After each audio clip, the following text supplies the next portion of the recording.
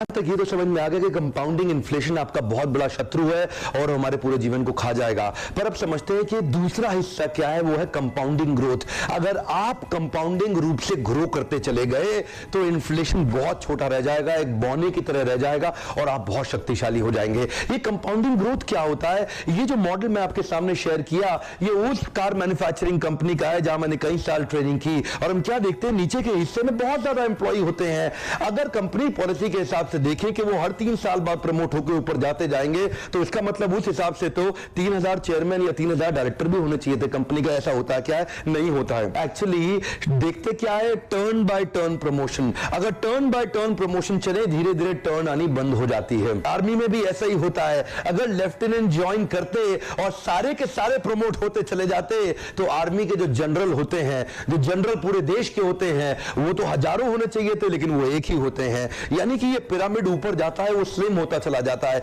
इसका अर्थ क्या है? कंपाउंडिंग ग्रोथ नहीं हुई ना तो आप नीचे के हिस्से में रह जाएंगे और नीचे के हिस्से में जो आपकी ग्रोथ होती है वो 10, 12, 13% तनख्वाह बढ़ती है, इससे ज्यादा बढ़ती नहीं है।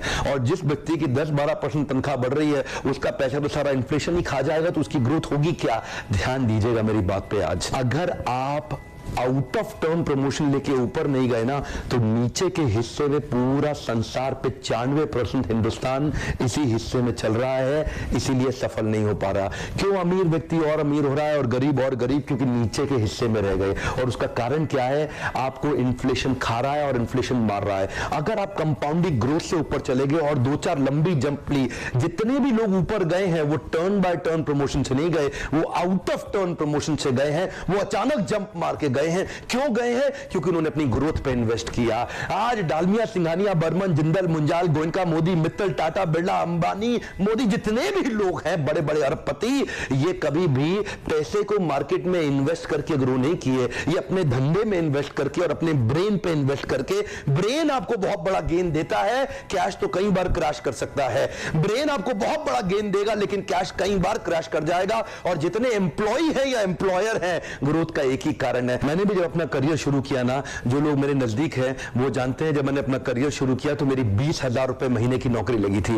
और ये 20,000 रुपए महीने की नौकरी में मैंने 10,000 रुपए का ड्राइवर रख लिया। एक्चुअली उसकी तनख्वाह तो 8,000 रुपए महीना थी, पर 2,000 रुपए का उसको ओवर टाइम भी मैं देता था और वो दबा के मेरे साथ काम करता था। वो मेरी गाड़ी चलाया करता था। लोग हंसते थे मेरे पे कि विवेक बिंद्रा पागल हो गया है। 20,000 रुपए की तनख्वाह, 10,000 रुपए का ड्राइवर रख लिया और 10,000 रुपए अपने लिए। जानते हैं, लोग कहते थे कि आप और ड्राइवर तो बराबर हो गए बिंद्रा जी, लेकिन मैं उस समय जानता था कि मैं ड्राइवर को आज पूरे साल में जितना देता हूं ना, उतना कुछ दिनों में मैं कुछ घंटों में कमा जाऊंगा।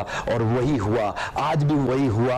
आज मेरी इनकम लगातार ग्रो कर रही है। जानते हैं क्यों? क्योंकि मैंने अपने पे इन्वेस्ट किया। इन्फ्लेशन क्या करेगा हमारा, क्योंकि हमारी अपनी ग्रोथ इतनी गुना